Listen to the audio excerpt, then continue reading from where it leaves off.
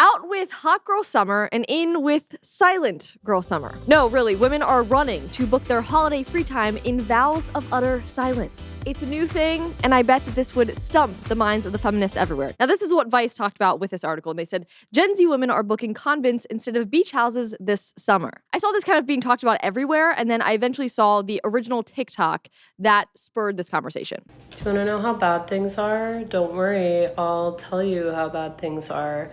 I booked a vow of silence at a Catholic monastery late last year, and the booking process is really straightforward. You just email the nuns and they give you some dates, but overall, they're really flexible. I had a great time when I went. It was a lot of fun. I went to go book Not convincing. a reservation again at the monastery for the summer, and I just got an email from one of the nuns saying, yeah, we're actually fully booked for the next 3 months for people that want to take a vow of silence upstate at a monastery in the summer. We're fully booked. And then she told me that she could put me on notify in case someone else cancels their vow of silence. So if you have a vow of silence booked and want to cancel, please let me know.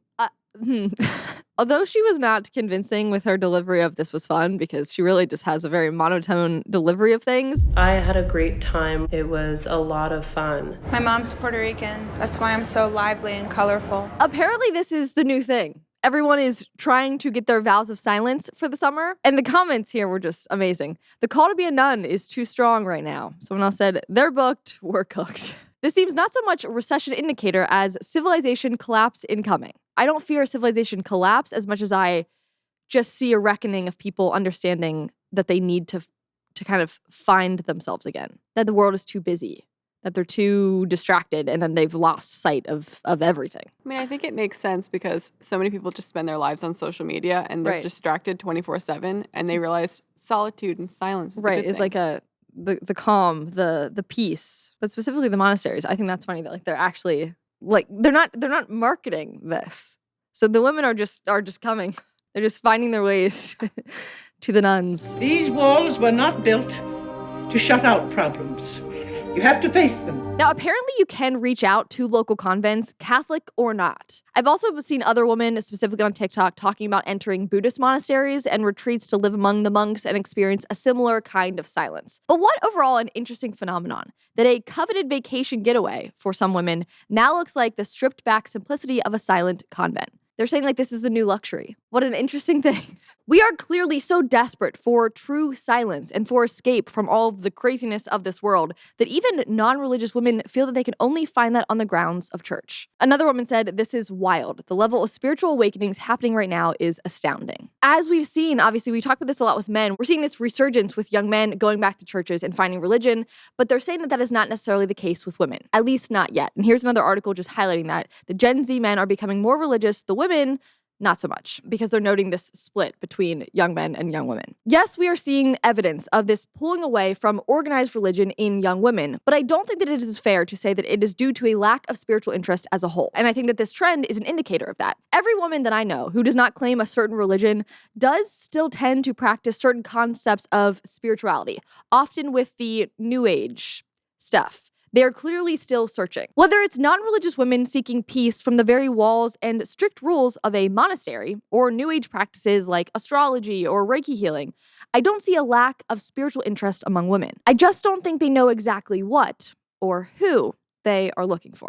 But I think that we are all right now facing the reality that what we were sold or told would fill us, the career, the money, the sexual freedom, the relationships, we have access to all of that, and yet we can still feel emptiness or directionless. I truly believe that there is something innate in all of us that are seeking that connection to something greater, a purpose beyond ourselves, and a desperate search for a sense of peace in this chaotic world. And so from this story, I was thinking about kind of what are my takeaways? What have I learned from this interest in silence and the fact that women and men are getting a lot out of silence? First of all, the need for it is huge because what we can hear and find in that silence can be everything. I mean, it was a theme in the Gospels that Jesus himself prioritized solitude and silence so often, especially in making major decisions or preparing for big events as a way to connect with God, gain strength, and gain clarity. Like, I sort of want to go find a local convent and just see what it's like. Like, from an investigative journalist perspective, I love to go and like document my experience, but truly turning off everything and just living with the nuns for a few days would be very interesting, I think. Do they let you do that? I think they would. New video. Couple days? New video idea. Let's do it. And what next? Popcorn? Curtain calls. This is not a theater or a casino. You get like a long weekend. It's like a little vacation. No, I thought they might make you commit to like 3 months. No, they like, apparently some women were saying on TikTok too, when they travel, they just travel to monasteries or convents. Like they live, because they'll let you in to like stay. I wouldn't trust that for your travel plans, but that's apparently a thing also. There's a lot Like that I'm learning. Yeah. Cheaper than a hostel. Yeah. It's fascinating. It's fascinating, but clearly it's like the idea of solitude is such a thing. And we know whatever religion that you practice, it's evident for a reason. It's useful for a reason. But specifically with Christianity, I mean, Jesus talks about it all of the time. And then my pastor just recently was talking about like, you need to find times with solitude and silence because we're too busy. I was trying to think about times like, when in my day do I actually have silence? If I'm not physically talking or speaking with someone, I am scrolling social media and reading and consuming other words and thoughts. And so it's that idea of like needing to just turn everything off. It's hard to do though. That's what's tricky. Even when I was on a flight recently, because I've been thinking about this idea of silence for a while, and I forced myself to not download any podcasts, any Netflix shows, anything. And I just sat there. Like the raw dogging stuff we talk about, where you just go and you don't listen. But truly, like, it's so hard. Why is it hard? We've trained our brains to need something, but not the good something. Not like, but then when I sit with my Bible and I'm like, I'm bored, I'd rather listen to it in a podcast. Like, why? See, Jesus is trying to teach us something. While I won't find myself at a Buddhist monastery anytime soon, it is a reminder for me to turn off the news and social media. Find the time in the day for silence. And if I know that the Prince of Peace himself did that and then meets us in the silence, I need to find more time in my day to value the moments of nothingness.